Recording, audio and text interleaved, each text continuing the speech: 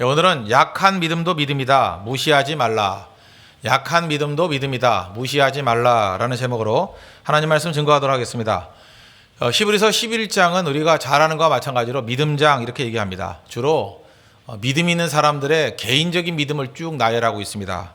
근데 오늘 읽었던 이 본문만은 이스라엘 백성의 믿음, 이스라엘 공동체의 믿음, 또 다른 말로 하면 공동체의 믿음을 말하고 있습니다. 그러니까 집단적인 믿음도 가능하다는 것입니다. 그러니까 이스라엘 백성의 믿음, 이걸 살피겠습니다. 이스라엘 백성 하면은 여러분 떠오르는 생각이 뭡니까? 그래서 저만 그런지 모르겠지만 약간 우유부단하다, 뭐 종잡을 수 없다, 멍청하다, 뭐 저는 그래요, 그죠? 조급하다, 또 원망 많이 한다, 뭐 이런 거 아니겠습니까? 그런데 이스라엘 백성만 그런 게 아니라 사실은 우리도 다를 게 전혀 없다는 것입니다. 그래서 이스라엘 공동체 이야기할 때 그게 우리 이야기다, our story다 이렇게 얘기해도 틀리지 않다고 생각을 합니다. 이스라엘 백성들은 유아기적인 미숙함, 신앙의 미숙함이 있었습니다. 미숙한 신앙이었는데 실패와 연단을 통해서 시간이 감에 따라서 점점 믿음이 자라나기 시작했습니다. 우리도 마찬가지입니다. 처음에 믿음은 미숙하지만 시간이 감에 따라서 우리 믿음이 자라날 수 있다고 생각을 합니다. 오늘 이스라엘 백성들의 믿음에 관해서 뭐 여러 가지 사건이 있을 건데 그 사건 가운데 딱 두 가지를 샘플로 딱 골라냈습니다. 첫 번째가 뭐냐? 홍해를 건너는 사건. 또 하나는 여리고성을 돌아서 무너뜨린 사건. 두 가지를 샘플로 딱 잡았습니다. 29절 보십시오. 믿음으로 그들은 홍해를 육지같이 건넜으나 애굽 사람들은 이것을 시험하다가 빠져 죽었으며. 홍해를 가른 사건. 두 번째, 믿음으로 7일 동안 여리고를 도니 성이 무너졌으며 여리고성을 무너뜨린 사건. 두 가지 사건을 얘기하고 있습니다. 시점으로 볼 때 홍해를 건너는 것은 출애굽의 시초죠. 애굽에서 나오자마자 벌어진 사건 아닙니까? 그러니까 출애굽의 첫 번째 해에 벌어진 사건이다 이렇게 말할 수 있다는 것입니다. 그리고 여리고성을 무너뜨리는 것은 가나안 땅에 들어가서 첫 번째 사건이죠. 요단강을 건너고 난 다음에 첫 번째 했던 것이 여리고성을 무너뜨리는 사건이다. 그러니까 시간적으로 볼 때는 한 40년 정도의 차이점이 있더라는 것입니다. 그런데 홍해를 건널 때에는 이스라엘 백성들의 믿음이 굉장히 미숙해 있었습니다. 그런데 40년이 지나고 난 다음에 여리고성을 무너뜨릴 때는 성숙함, 믿음, 장성한 믿음을 볼 수 있습니다. 어떻게 알죠? 6일 동안 침묵하고 돌라 그러니까 침묵하잖아요. 여러분 침묵한다는 게 얼마나 무서운지 아십니까?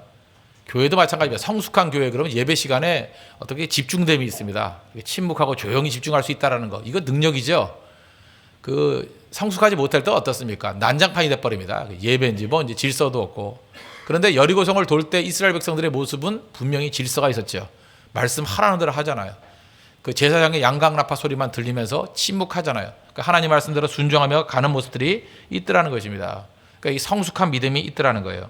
이 40년 동안에 믿음의 성장이 있었다는 것입니다. 우리도 미숙한 신앙에서 이런 성숙한 신앙으로도 변화를 맛보는 우리 믿음의 공동체 되기를 바랍니다.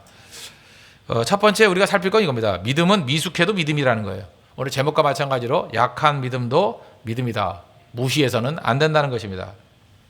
홍해 사건은 이스라엘 백성들이 영적으로 미숙할 때 벌어졌던 사건입니다.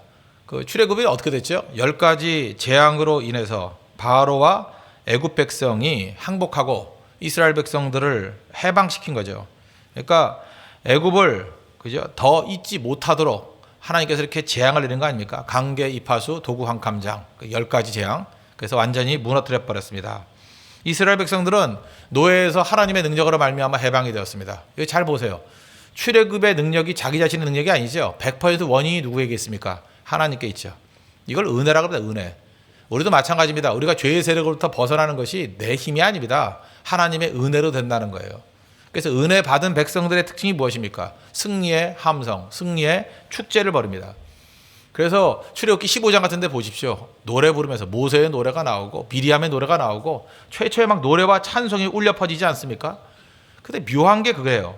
그 기쁨도 잠깐 광야에 들어가자마자 시험이 있잖아요. 또 그다음에 이 홍해를 건널 그 당시에 벌써 애굽의 군대가 추격해 오지 않습니까? 그러니까 시작부터 떠남과 동시에 문제와 시련 이런 것들이 있더라는 것입니다. 특별히 뒤에는 애국 군대가 따라옵니다. 앞에는 홍해가 가로막혀 있습니다. 이게 첫 번째 시험이었잖아요.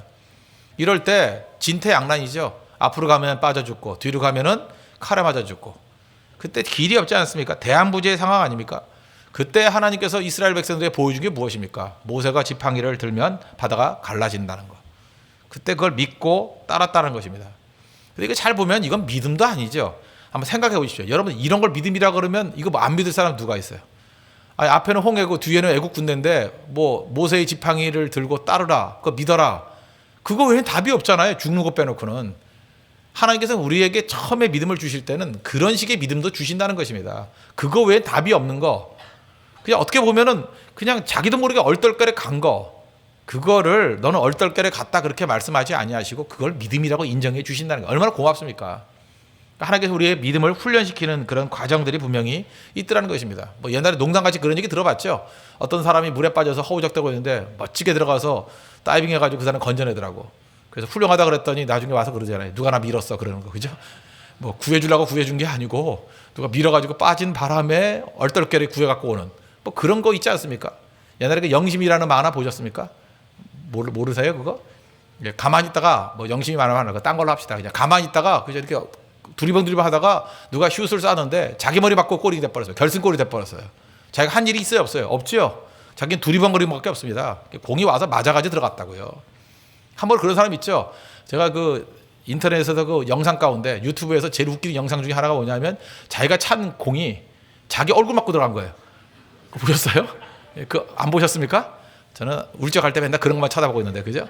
정말 웃기게 골이 내는 게 많이 있어요. 그걸 보면서 내가 느낀 게 뭐냐면, 야, 이게 축구 선수가 골이 넣는 것도 은혜로 들어가는 게 굉장히 많구나.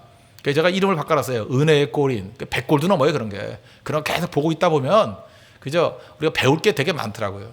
하나님께서 그런 식으로 우리를 이끌어갈 때가 있다는 것입니다. 이거 외엔 답이 없죠. 예를 들어 어떤 사람이 병 들었습니다. 병원에서도 소망이 없다 그래요. 자기도 뭐 답이 없어요, 답이. 그러면 하나님 앞에 나와서 엎드릴 거 아닙니까? 엎드려서 기도하고 하나님 살려주십시오. 내 질병만 나는다 그러면 뭐 온갖 얘기 다 할 거 아니에요? 그런데도 불구하고 하나님이 그거를 믿음으로 인정하셔가지고 병도 고쳐주시고 믿음도 주셨다라는 거예요. 그럼 그거는 사실 뭐 어려운 믿음 아니죠. 미숙한 믿음이죠. 죽음의 상황까지 몰려가지고 하나님 붙드는 게 뭐 대단한 거예요?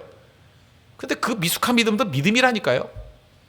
뭐 어떤 사람 그러죠. 저 사람 저 상황이 저러니까 저러는 거지 나중에 두고 봐야 한다고. 잠깐 그러지 마십시오. 하나님께서 그런 식으로 믿음을 훈련시키는 거예요.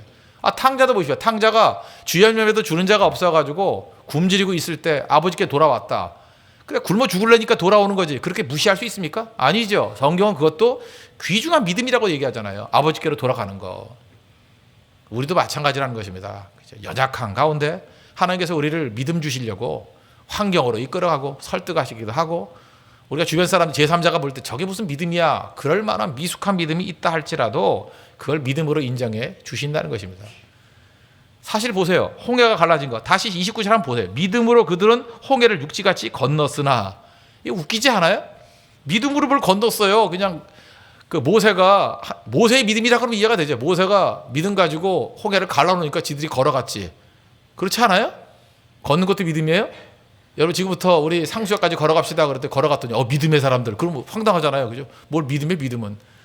그런데 하나님께서 그렇게 인정해 주시잖아요. 그들이 그 홍해를 건넌 게 믿음이었대요. 믿음같이 안 보이는 것조차도 믿음이라고 인정해 주잖아요. 믿음이라고. 그래서 우리가 약한 믿음을 무시해서는 절대로 안 된다는 것입니다. 특별히 어려서부터 예수를 믿던 사람들 그런 얘기 하죠. 뭐 모태신앙. 이상하게 그 모태신앙에 대해서는 굉장히 그 안 좋게 생각하는 사람들이 많아요. 그래서 맨날 이렇게 얘기하죠. 나는 뭐 습관적으로 교회만 왔다 갔다 하겠다고. 아니 습관적으로 교회를 왔다 갔다 하는 게 쉬운 일입니까? 그거 쉽지 않아요. 여러분 습관적으로 왔다 갔다 해보라고 한번. 그거 쉽지 않아요. 그죠? 우리 수요일 저녁에 오시는 분들 요즘에 뭐 정신없죠. 뭐 성탄절이라고 아침 저녁으로 오고 오늘도 새벽에 왔다가 또 저녁에 오고 뭐 눈 왔을 때도 오고 뭐 미끄러져도 오고 이 수요일날 오늘 또 뭐 저녁에도 모임들이 굉장히 많을 거 아닙니까? 그러면 이렇게 오신 분들 이걸 습관적인 믿음이라고 얘기해요? 나는 수요일에 습관적으로 가는 거야. 그렇지 않아요. 그런 습관이라고 하면 위대한 습관이죠. 이게 귀중한 믿음이에요. 제가 누누이 말씀드리잖아요. 제 생각엔 주님이 재림하실 때 수요일 비 오는 날 저녁에 오실 것 같아요. 그죠? 그때가 성도들이 제일 가기 싫을 때거든. 그죠? 그때 이렇게 큰 마음 먹고 나오신 분들 굉장히 중요한 믿음이거든. 그게 왜 습관적인 믿음이에요? 귀중한 믿음이죠. 어떤 사람은 그래요. 예배 시간에 잠깐 존다고 저 믿음이 없다 그러는데 교회 와서 조는 게 왜 믿음이 없는 거예요? 믿음이 있는 거죠. 사랑하는 자에게 잠 주신다 그랬잖아요. 그죠? 자도 교회 와서 잔다는 이거 만만치 않은 거예요. 여러분 제가 발레를 한번 들어볼까요? 저는요 그 절에 가서 대웅전에서 절대 못 졸아요. 왜냐하면 대웅전만 가면 긴장이 돼. 분위기도 이상하고. 그렇지 않아요? 예수 믿는 사람들이 절에 가서 대웅전에 앉아가지고 졸 수 있어요? 뭐 향냄새 나고 뭐가 분위기 이상해. 그죠? 빨리 나가고 싶고. 잠이 와요? 근데 교회 오면 잠이 오잖아요. 그만큼 편하다는 거죠. 주님께서 주신 평안함이 있다죠. 평안함. 너무 비약했어요? 진짜 그렇다니까요. 어디 가서 이렇게 편안하니까 쉴 수 있는 거, 편안하니까 졸 수 있는 거지. 예를 들어서 목사도 마찬가지. 어떤 성도 집에 가가지고 약간 졸고 있다. 그거 굉장히 편안한 집이에요. 신방 가서 어떻게 졸아요? 그죠? 근데 너무 편안하고 너무 잘해주고 너무 친하기 때문에 긴장이 풀린 거죠. 그렇게 졸 수 있는 거지. 그걸 믿음이 없다고 얘기하면 안 돼요. 교회 와서 조는 것도 뭐 믿음은 믿음이죠. 귀중한 믿음이라는 것입니다. 또 뭐 11조 드리고 뭐 헌금하는 거 그거 아무것도 물질이 뭐 중요하냐 그러는데 여러분 인생에 있어서 물질을 드리는 게 쉬운 일입니까? 그 자기는 하지도 않으면서 맨날 그런 소리 하는 사람이 있어요. 사람이 돈에 대해서 얼마나 예민하냐면요. 성교 가가지고 이게 잔반 밥 먹고 남기지 말라고 1,000원씩 벌금을 낼 때가 있어요. 그죠? 그러면 그거 갖고 안 내겠다가 싸우는 사람 몇 명씩 나와요. 1,000원인데 그죠? 밥 남았다느니 뭐 내 거 아니었다느니 뭐 너무 많이 줬다느니 뭐 원인 제공은 뭐 갚아주는 사람이 있다느니 뭐 별소리 다 해요. 그죠? 그 1,000원 같으면 그냥 그거 헌금으로 가고 구제하는 데 쓰니까 쉽게 할 것 같이 보이죠. 돈 문제는 1,000원 갖고도 예민해지더라고요. 그런데 하나님 앞에 11조 드리고 헌금하는 게 그게 만만한 거예요? 11조 성도와 11조 안 드리는 성도는 하늘과 땅 차이입니다. 그거 비교할 것도 없어요. 그거 입으로 밤낮 뭐라 그러고 뭐 헌신한다 그래 봐야 그죠? 11조 성도가 되지 못할 때 그거는 기초 헌신도 안 돼 있는 거예요. 그거는. 그래서 우리가 중직자들 뽑을 때 밤낮 보는 게 뭐예요? 최근 한 5년 동안에 11조 상황 딱 보잖아요. 그건 공개할 필요성이 있어요. 왜? 그게 믿음의 굉장히 중요한 표지라니까요. 그거 아니고서는 뭐로 판단할 거예요? 돈으로 판단한다고요? 물질로 판단한다고요? 아니에요. 물질, 재물이 있는 곳에 우리 마음이 있는데요. 마음이 있는 곳에 재물이 가 있는데요. 그걸 갖다가 이렇게 분리해서 말할 수 없다는 것입니다. 뭐 한 가지 예를 더 들자면 28일 날 드레스 파티가 있습니다. 그죠? 그때 우리 성도들 가면은 그냥 무조건 식사비 2만 원씩은 우리 교회에서 내야 됩니다. 그런데 그것도 또 부담이 될까봐 그냥 회비를 15,000원씩 받죠. 그리고 뭐 학생이나 뭐 어린이들은 5,000원씩 받겠다. 뭐 이렇게 몇 명 가는지 파악하기 위해서 그런 거 아니에요? 그러면 나머지는 뭐로 채우는 거예요? 교회 예산에서, 교회 재정에서 채우는 거예요. 그거 부족한 돈 비용은. 그런데도 불구하고 분명히 헌금으로 낼 건데도 불구하고 어떻게 하면 덜 낼까? 어떻게 하면 안 낼 방법을 찾을까? 인간이 그래요. 헌금으로 쓰는 건데도 돈 문제에 관해서는 이게 예민하다고요, 사람들이. 그런데 하나님 앞에 헌금 드리고 헌신하는 게 그게 만만한 일이라고요? 그 믿음입니다. 그 작은 믿음이라고 말할 수 없을 정도의 믿음이에요. 분명히 믿음입니다. 그러므로 우리가 미약하다 그런 거 함부로 이렇게 무시해서는 절대로 안 된다는 것입니다. 우리가 처음에 있는 그 작은 믿음, 그죠? 어린 믿음 그런 것들을 귀중하게 여길 줄 알아야 된다는 것입니다. 또 이 작은 믿음, 약한 믿음 그런 건 이런 거하고 똑같은 것 같아요. 어울리는 거. 다른 사람과 이렇게 어울릴 수 있다는 게 얼마나 중요한지 아십니까? 오늘 제가 여러분들 좀 의도적으로 제가 율동을 많이 한 거 아시죠? 오늘 설교를 위해서 그랬습니다. 그죠? 율동을 일부러 좀 많이 했어요. 많이 했는데 율동은 자아를 내려놓기 전에는 못하는 거 아시죠? 그 율동할 때 생각해 보시죠. 나이 한 40만 넘어서도요. 남자분들은 하기 싫어요. 그거. 제가 왜 목사가 좋은지 아십니까? 율동 안 해도 되니까. 그게 너무 좋아요. 그죠? 저도 밑에 내려가면 참 그거 별로 안 좋을 수 있어요. 아니 이게 체질에 안 맞아 한국 남자들은. 그죠? 그게 몰라요. 좋아하는 사람도 있겠지만. 근데 그거 하거든요. 하는 이유가 뭐예요? 그 자아를 죽이는 거예요. 그거. 율동할 때 죽음을 느껴버렸어. 야, 내가 이게 뭐 하는 거냐? 죽음을 느낀다. 그래서 율동 많이 하다가 교만함이 다 깨져버리고 그런다는 것입니다. 우리가 그렇잖아요. 예수님께서 강도들 사이에서 십자가에 매달려 죽으셨잖아요.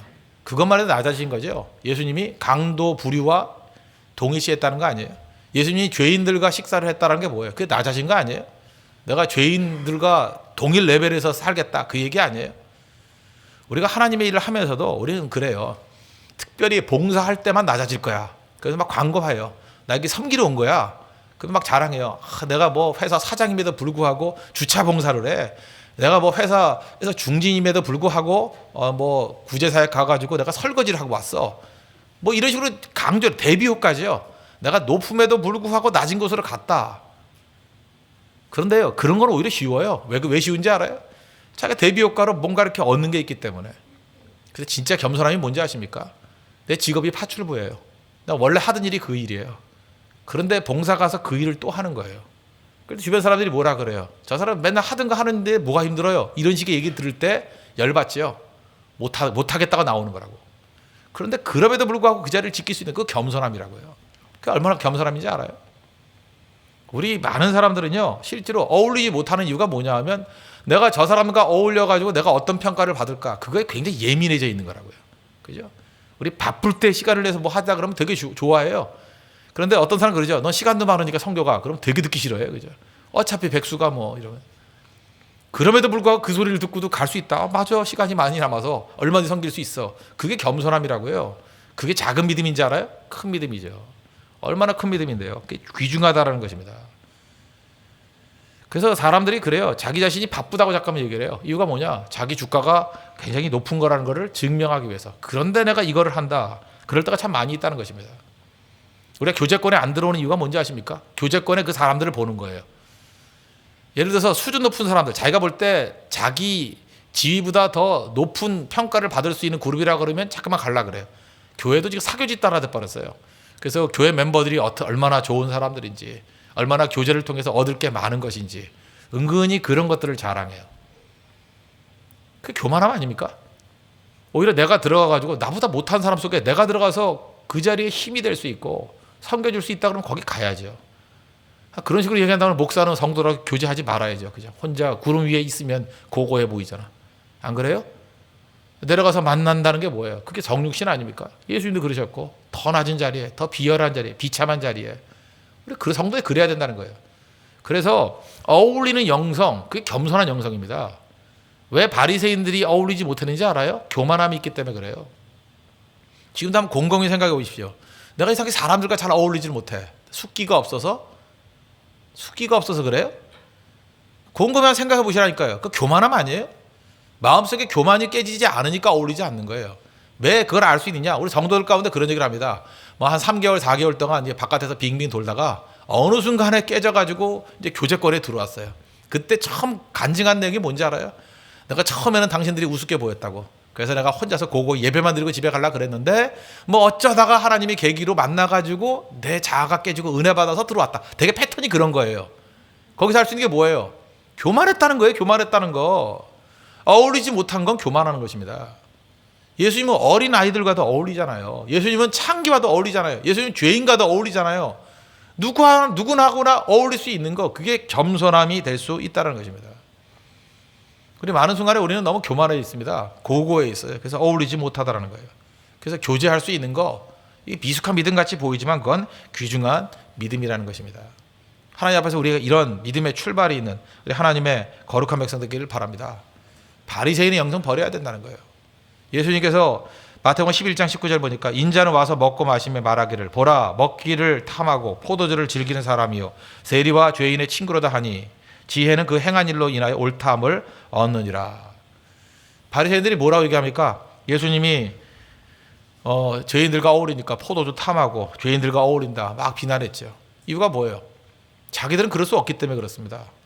예수님은요 죄인들하고 만났어요. 창기들하고 만났어요. 왜요? 진짜니까. 바리새인하고 안 만났어요. 왜요? 가짜니까. 가짜를 안 만나 주십니다. 우리가 하나님 앞에 겸손함 가지고 자기 모습 있는 그대로 들고 나가서 누구하고든 어울릴 수 있는 사람, 그 사람이 필요하다는 거예요. 누구하고든. 어떤 때는요 수준 이하의 사람도 있잖아요. 그럼 하나님의 입장에 볼 때, 예수님의 입장에 볼 때 우리가 수준 이하 아니겠어요? 근데 우리와 어울려 주시고 우리를 만나 주시잖아요. 그럼 기독교의 근본 진리가 무엇입니까?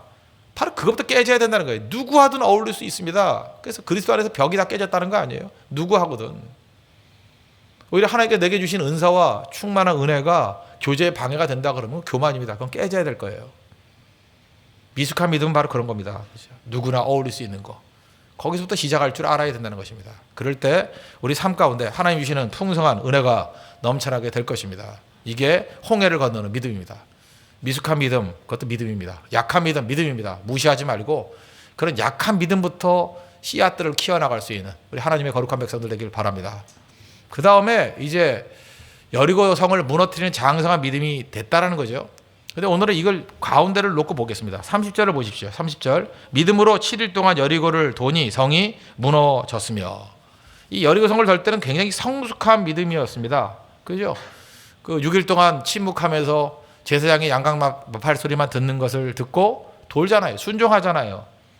미숙한 믿음에서 성숙한 믿음으로 변화가 되었습니다. 그러면 이 믿음이 변화될 수 있는 이 블랙박스, 도대체 무엇이 있는 거예요? 뭐 때문에 이렇게 변화가 됐을까요? 홍해 사건과 여리고 사건 사이에 뭐가 있었어요? 광야. 그래서 미숙한 믿음에서 성숙한 믿음으로 되는 그 블랙박스의 핵심이 뭐예요? 광야. 우리 인생도 성숙한 믿음이 되기 위해서 꼭 필요한 게 무엇입니까? 이 광야라는 과정이 꼭 있어야 된다는 것입니다. 광야. 그래서 우리 성도의 삶에서는 반드시 광야가 있어야 됩니다. 광야가 있어야 성숙해져요. 광야가 있어야 하나님께서 원하시는 믿음의 장성과 분량까지 나갈 수 있다는 것입니다. 이 광야의 성격에 대해서 신명기 8장 2절에서 이렇게 표현하고 있습니다. 내 하나님 여호와께서 이 40년 동안에 내게 광야길을 걷게 하신 것을 기억하라. 이는 너를 낮추시며 너를 시험하사 내 마음이 어떠한지 그 명령을 지키는지 지키지 않는지 알려 하심이라. 너를 낮추시며 너를 줄이게 하시며 또 너도 알지 못하며 내 조상들도 알지 못하던 만나를 내게 먹이신 것은 사람이 떡으로만 사는 것이 아니요 여호와의 입에서 나오는 모든 말씀으로 사는 줄을 내가 알게 하려 하심이니라. 이 광야 의미를 잘 살펴야죠. 우리도 성숙한 믿음이 되자. 미숙한 믿음도 중요한 믿음이다. 그러나 성숙한 믿음으로 가야 되겠죠. 그러기 위해서 블랙박스가 뭐라고요? 광야인데 광야가 주는 의미가 무엇인가? 보면 세 가지로 정리할 수 있어요. 첫째는 낮추시는 거, 두 번째는 말씀으로 사는 거, 세 번째는 일반적인 삶의 지혜를 얻는 거. 광야는 우리에게 유익이 있다는 것입니다. 그래서 광야의 유익을 누리자. 오늘 메시지예요.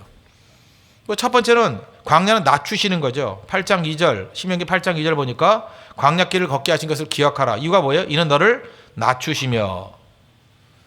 교만함은 모든 부패를 이끈다는 거 우리 다 알고 있습니다. 교만은 뭐냐 하면 썩기 쉬운 거예요. 우리 음식도 높은 온도가 있으면 썩지요. 그죠? 여름철에 부패하기 쉽지 않습니까?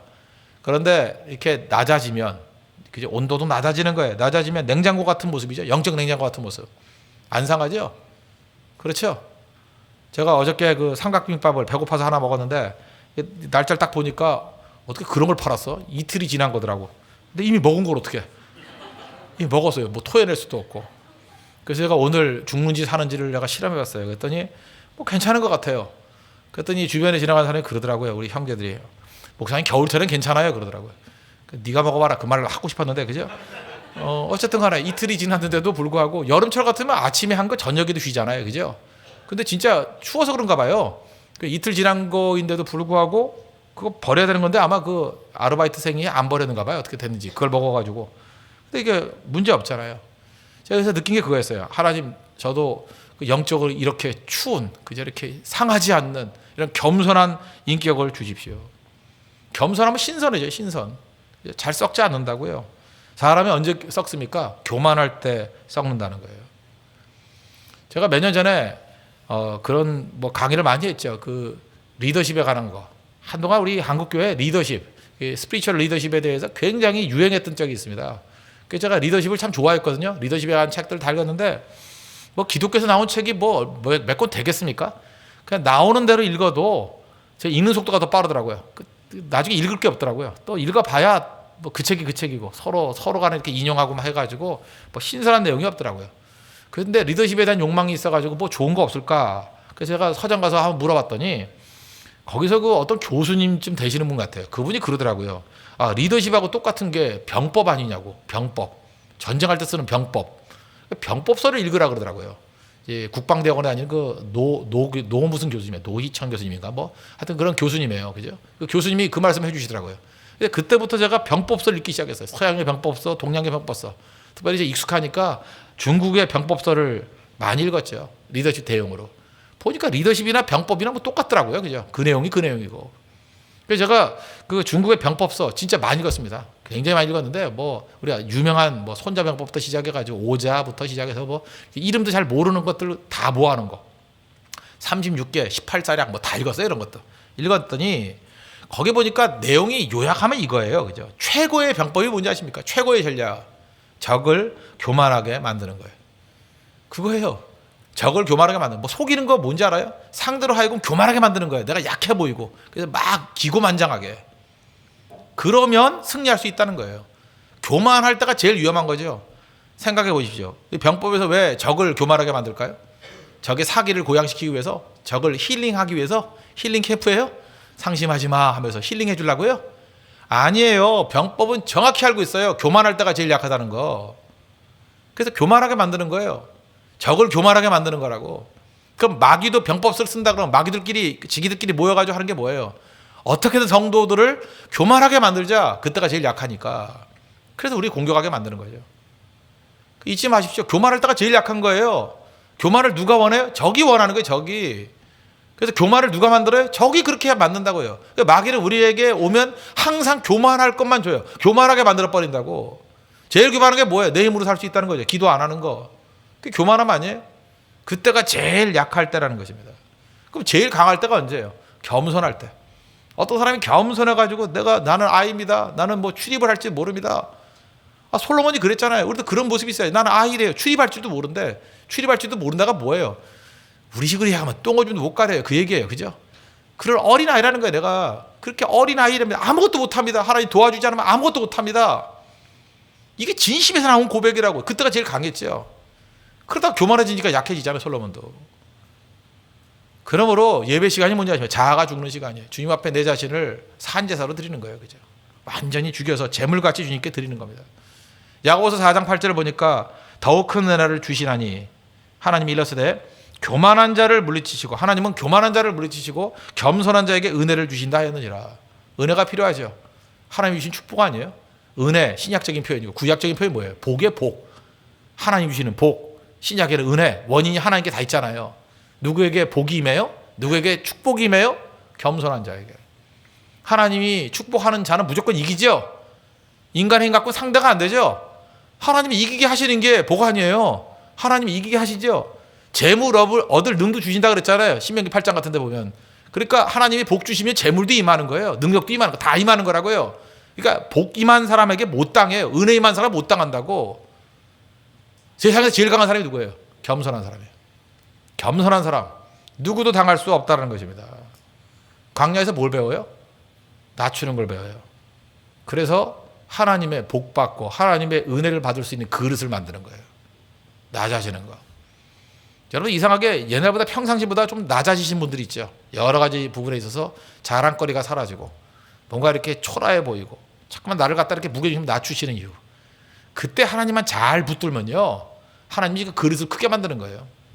옛날에는 이렇게 양동이 정도였는데 이제는 트럭 정도, 이제는 탱크로리, 어마어마한 그죠? 그런 큰 용량으로 만들려고 더 낮추시는 거예요.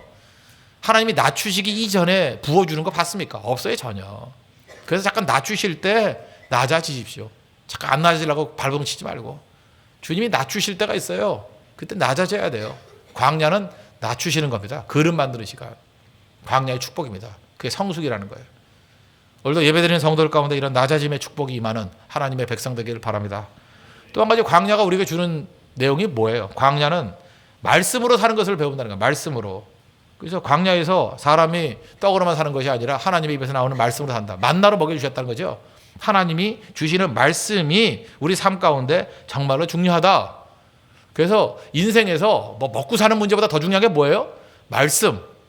예배가 중요하다는 거죠. 새벽마다 말씀 듣고 시작하는 게 중요하다. 낮아질 때 깨달은 거예요.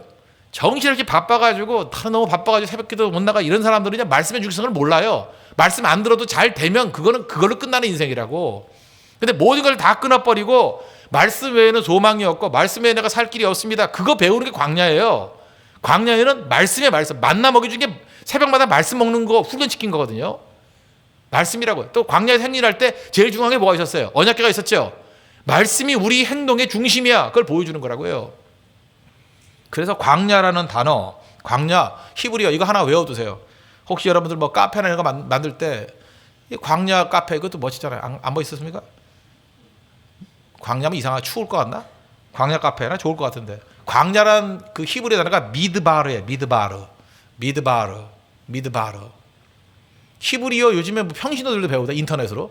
그래서 저한테 뭐 배워도 됩니까 말아야 됩니까 그러는데 배우라고. 뭐 배우는 것까지 뭐 허락받고 배워요? 히브리어 요즘에 평신도들도 히브리어 배우는 운동이 벌어졌더라고. 참 재밌더라고요. 히브리어 배울 때 제일 먼저 배우는 그 10단어 중에 하나가 이거예요. 하나님이 말씀하다. 그게 따발이에요. 따발. 다발인지 따발인지 하여튼 발음이 뭐 따발이에요? 우리 교육자도 공부 잘하니까 알 건데, 그죠? 다발. 근데 좀 세게 발음해. 따발. 따발총으로 해요. 따발총. 따발총 막 가리키듯이. 따발. 다발. 그게 말씀하다. 말하다. 재밌죠? 어원이 똑같아요. 미드바르, 다발. 어원이 똑같다고요.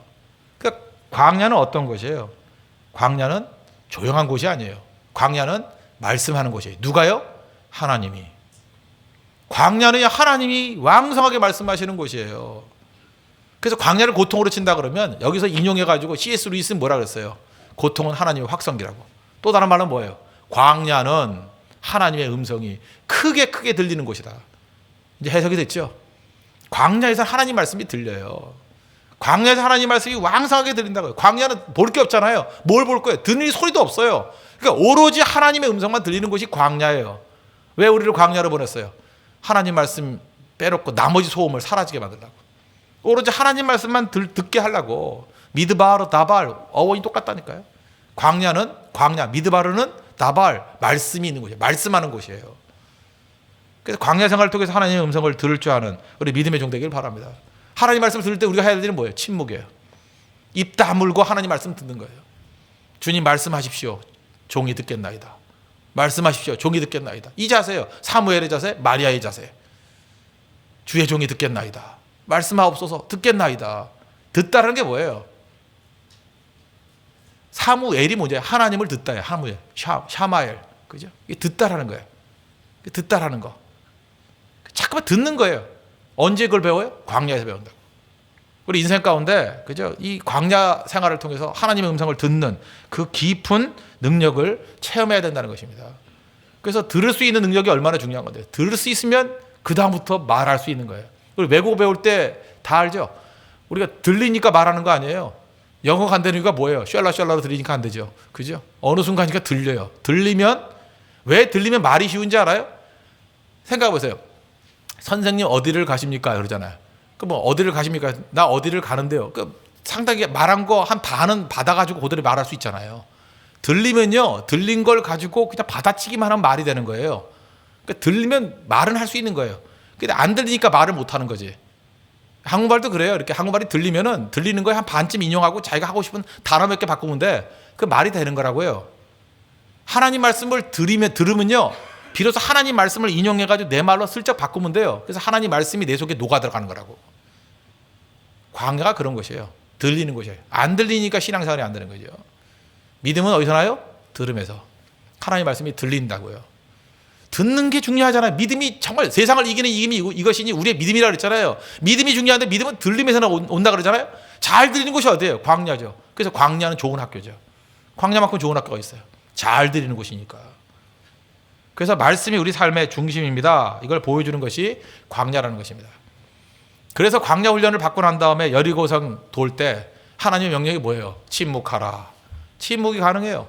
거기서 양각 나팔 소리, 그 제사장이 부는 건 뭐예요? 그게 하나님의 음성이라고. 하나님의 음성만 듣고 우리는 침묵하는 거. 그걸 보여주는 거예요. 6일 동안 가능하죠? 7일 동안 7바퀴가 가능했어요. 무슨 얘기예요? 40년 동안 광야에서의 훈련이 있었기 때문에 이게 가능했다는 거예요. 그러니까 하루아침에 되는 거 아닙니다. 그래서 성숙한 교회는요, 이런 모습이 있습니다. 모든 성도가 조용해요. 떠들지 않아요. 그래서 좋은 교회의 특징이 뭐냐면 용각산 교회예요. 이 소리도 아닙니다. 저 소리도 아닙니다. 용각산은 소리가 나질 않아요. 조용해요. 왜 조용한지 알아요? 하나님이 뭐라고 말씀하시는가, 그것만 듣는 거예요. 하나님 말씀하는 얘기를 듣고 이것이 하나님 말씀이라는 확신이 들고 난 다음에 순종밖에 없는 거예요. 그게 교회라고요. 교회는 시끄러운 것이 아니에요. 그런데 인본주의 사상이 들어와서 교회가 무슨 토론하는 곳인 줄 알아. 그죠? 그래서 뭐 이 사람 얘기 저 사람 얘기 어피니언들 모아가지고 결정하는 게 교회가 아니에요. 그게 왜 교회예요? 그게 인본주의지. 교회는 그게 아닙니다. 누구나 마찬가지예요. 우리가 개혁주의라는 게 뭔지 아세요? 개혁이라는 게 뭐냐면 하나님 말씀이라 그러면 어린아이가 되었던 어린이들 다 굴복하고 아멘한다는 거예요. 그게 개혁주의예요. 다시 말해서 어린아이, 유치원 꼬마애가 하나님 말씀이 이렇게 되어 있는데 왜 어른들은 말씀에 접어서 딴소리 해요? 그러면 어린아이 얘기에 아멘하고 굴복하는 게 개혁주의라고. 최고의 권위가 어디에 있어요? 어른들에게 있는 게 아니고, 최고의 권위가 뭐 교육자애들에게 있는 게 아니고 말씀에 있다는 거야. 말씀에. 그게 개혁주의예요. 하나님 말씀이 심차게 증거가 되면 이게 하나님 말씀이죠. 그럼 그거 외에는 다 입 다물고 있는 거예요. 침묵하고 따라가는 거. 어디서 배워요? 광야에서. 광야는 바로 그런 곳이라는 겁니다. 광야. 그리고 부수적인 건데 광야에서는 지혜가 있죠. 여러 가지 지혜를 배운다는 거예요. 광야의 지혜. 뭐 대표적인 게 시간적인 거겠죠. 광야에서 시간 개념. 우리 그 농경 사회에 있는 사람들은 광야 시간 개념을 잘 모르죠. 그죠? 근데 광야에서는 시간 개념, 광야에 있으면 시간 개념이 굉장히 강하다는 거예요. 이거 뭐 참고를 하기 위해선 간단히 얘기할 때 유목민 문화를 얘기하지 않습니까? 유목민 문화.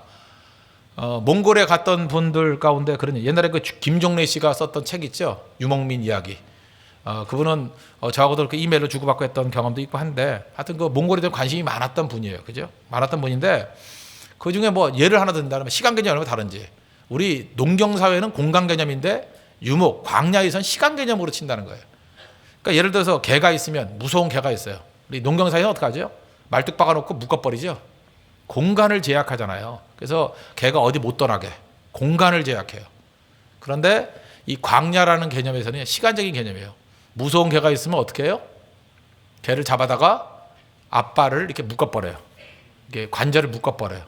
그러면은 어떤 집사님 댁에 갔더니 개가 뭐 멧돼지한테 물렸는지 다리 하나를 잘 못 쓰대. 얼마나 가슴이 아프던지. 맥스라는 강아지가 있는데 마음이 아프더라고 마음이. 근데 그런 거죠. 이렇게 네 발로 뛰어야 되는데 세 발로 뛰면은 속도가 느리겠죠. 그렇게 만들어 버린다는 거예요. 일부러. 그렇게 만들어 버리면 화장실 갈 때 문제 없죠. 걔가 와서 물면 사람이 더 빠르죠. 막 후딱 뛰어가면 되니까.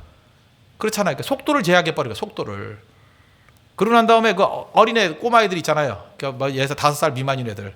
그런 애들 어떻게 하느냐 하면 이렇게 다리를 좀 묶어버린대요. 묶어버리면 지들이 가봐야 어딜 가야 애들이 꼬마애들이. 아니면 뭐 아주 어리면 그냥 풀어놓고 지들이 가봐야 멀리 못 가잖아요. 가봐야 뭐 한 5km나 가겠어요. 걸어가봐야. 그 자기들 말 타고 가서 얘야 그 불러가지고 잡아온다는 거예요. 그러니까 아주 자유분방한 거죠. 공간적으로 마음대로 가라는 거예요. 시간을 내가 통제하고 있다는 시간을. 고려 말에 몽골, 그러니까 원나라가 우리 고려까지도 통치하지 않았습니까? 근데 여러분 재밌지 않아요? 고려에 몽골 군대가 없었습니다. 들어온 적도 몇 번 없어요. 그 침공할 때 몇 번 왔었고 온 적이 없어요. 온 적이 없고 그냥 몽골 그 사신 같은 애들, 그냥 이게 무슨 장관 같은 애들 몇 명 남겨두고 그 다음에 원나라 공주만 왕부위 만들고 오지도 않았어요. 그리고 통치가 가능했다고. 이거 뭔지 알아요? 지금 중국의 심양 거기에만 몽골 주둔군이 있었어요. 그런데도 불구하고 고려가 꼼짝 못하고 말 들었던 이유가 무엇입니까? 수틀리면 심양에 있는 군대가 침공해 온다는 거예요. 그 위협적인 요소 하나. 그거 하나로 얼마든지 통치가 가능했어요. 그래서 강대국들 보면 지금 미국도 그렇잖아요. 뭐 괌에도 기지 있고 그렇잖아요. 옛날에 모끼라에도 기지 있고. 그 이유가 뭐예요? 실제로 가지 않아도 그죠? 시간 내에 어디까지 갈 수 있으면 된다라는 그런 시간 개념하고 똑같다는 것입니다. 그거 어디서 배웠어요? 광야적 사고에서 배웠다는 거예요. 특별히 우리 한국 사람들은요, 이 광야적 사고를 많이 배워야 된다고 생각합니다. 이유가 뭐냐? 우리는 내 땅 생각해. 사용권이 더 중요해. 땅보다도 땅을 사용할 수 있는 거. 예를 땅 죽을 때까지 내 땅이다. 그것도 중요하지만 한 50년 쓸 수 있으면 되는 거 아니에요? 그래서 50년 이후에 살아남을 분들 몇 분 계세요, 여기? 더 있을 것 같죠? 내가 볼 때 반은 가실 것 같은데, 천국. 반 더 되나? 넉넉히 70년. 그럼 거의 가겠죠? 앞에 있는 꼬마애 빼놓고. 너도 몰라? 기도 많이 해야지. 모르는 거야, 사람이. 그죠? 오는 건 순서지만 가는 건 순서가 없으니까. 근데 우리는 그렇게 생각한다고. 그러니까 이 농경적인 생각이에요. 그죠? 이 땅도 내 거고, 공간도 내 거고, 내 땅 하는데, 시간을 지배해야 됩니다. 시간을. 잊지 마시오. 시간을 지배하는 자가 다 지배하게 돼 있어요. 그래서 어떤 때는요, 이렇게 땅이나 건물이 없는 게 더 빨라요. 남들 거 빌렸으면은 빨리빨리 옮겨갈 수 있잖아요. 그죠? 그렇지 않아요? 얼마든지 빌릴 수 있잖아요. 빌리는 건 무한대잖아요, 사실은. 빌리는 가격만 주면은 얼마든지 빌릴 수 있잖아요. 근데 그걸 자기 거라 그러고 지으려 그러면 적어도 시간이 1년은 걸릴 거 아니에요. 1년은 지으려면, 건물 지으려면. 2년은 걸릴 거 아니에요. 메어버린다는 거예요. 광야에서 이스라엘 백성은 이거 배운 겁니다, 이거. 그래서 그다음부터 이들은 시간 개념으로 하나님의 번신해요. 시간 개념으로. 광야에서 배운 중요한 사건이라는 것입니다. 또 광야에서 제일 중요한 건 뭐예요? 정보죠, 정보. 그래서 광야에서는 사람들이 올 때 나그네들을 굉장히 환영해 준답니다. 이유가 뭐냐? 나그네들은 환대해 주지만, 그래서 아브라함도 환대해 줬잖아요. 광야 의식이죠. 그죠? 이동했던 사람들. 왜냐? 나그네가 와서 뭘 줘요? 정보를 줘요. 뉴스를 얻으니까. 그래서 광야적인 사고방식을 갖고 있는 사람들은 전부 다 뉴스 방송국 다 차려요. 그래서 지금도 언론들, 주이시들이 다 잡고 있잖아요. 걔네들이 그 개념을 알았거든. 시간 개념과 또 하나가 뭐예요? 정보 개념. 그거 광야에서 배우는 거라고. 특별히 광야에서 하나님께서 우리가 아무것도 없는 것 같이 보이지만 굉장히 많은 것들을 주셨다는 것입니다. 그래서 광야적인 사고를 갖고 있는 사람들의 인사말을 보면요, 우리는 맨날 뭐 이상한 거 묻죠. 뭐 밤새 안녕하잖아요. 안녕이 뭐예요? 별 탈 없었냐 그 뜻이에요. 그죠? 병거 없어요. 안녕이 그거잖아요. 그죠? 세이프했냐? 그걸 묻는 거예요. 안녕하십니까? 그 안녕 그것도 별로 좋은 말 아니에요. 옛날에 제가 어렸을 때까지만 해서 뭐 진지 드셨어요. 그거 맨날 물어요. 하도 굶는 사람이 많으니까. 밥 먹어. 지금부터 가난한 나라니까 그 인사가 똑같대요. 네팔 가도 거기 인사말이 그런 거래요. 밥 먹었습니까? 래요. 그래 들어보니까 못 사는 나라는 지금도 그래요. 그게 궁금하거든. 밥 먹었냐고. 하루에 2끼밖에 안 먹는데요. 못 먹는데요. 먹을 게 없어가지고. 그러니까 밥 먹었냐고. 그게 인사가 되잖아요. 그런데 광야적인 사고 방식을 갖고 있는 사람들은 인사말 중에 정보가 들어있대요. 정보가. 예를 들어서 여러분들 인사할 때 이제 그렇게 했으면 좋겠어요. 아, 내일 비 온다면서요. 이렇게 정보를 담아야죠. 그죠? 그죠? 뭐 오늘 끝나고 하면서 금요일 날 드레스 파티 있다면서 뭐 이렇게 정보를 담아야죠. 인사가. 아, 그래요. 뭐 그때 가야죠. 날씨가 좋았으면 좋겠어요. 뭐 이런 식으로. 인사말과 대화 속에 정보를 담는 게 이 광야적인 개념이라는 거예요. 여러분들 인사 속이나 우리 삶 속에서 항상 이런 깊이 있는 이 광야의 지혜를 얻는 믿음의 종 되기를 바랍니다. 하나님께서 여러분들 더 성장하고 더 능력 있게 만들기 위해서 광야라는 그 자궁에 우리를 보내준다는 거예요. 그 안에서 열악한 조건 같이 보이지만 그 안에서 딴 사람들이 느끼지 못하는 시간 개념을 배우고요. 광야에서 딴 사람이 느끼지 못하는 정보의식을 배우고 실생활 속에서 남들보다 앞설 수 있는 그저 창의적인 접근할 수 있는 그런 능력도 부어주신다는 것입니다. 그게 광야예요. 그래서 이스라엘 백성들은 광야 생활 40년 하다가 모세오경 쭉 읽어보세요. 거기서 얻었던 지혜가 가나안에 정착해서 엄청난 지혜, 가나안 백성들을 능가할 수 있는 지혜로 다 발전해버려요. 광야 체험은 축복입니다. 이스라엘 백성들을 미약한 모습에서 성숙한 모습으로 변하셨던 그 하나님이 우리도 그 길로 인도해 주실 거라는 겁니다. 여러분 삶에 지금 광야가 있습니까? 광야를 통해 성숙해지십시오. 낮아지시고 하나님 말씀이 우리 삶의 중심이라는 걸 깨달으시고 광야가 주는 실생활의 지혜를 얻어서 더 깊어질 수 있는 하나님의 능력이 용되기를 축원합니다. 기도하겠습니다. 이 시간 다 같이 하나님 간구하겠습니다. 하나님, 미숙한 믿음도 믿음입니다.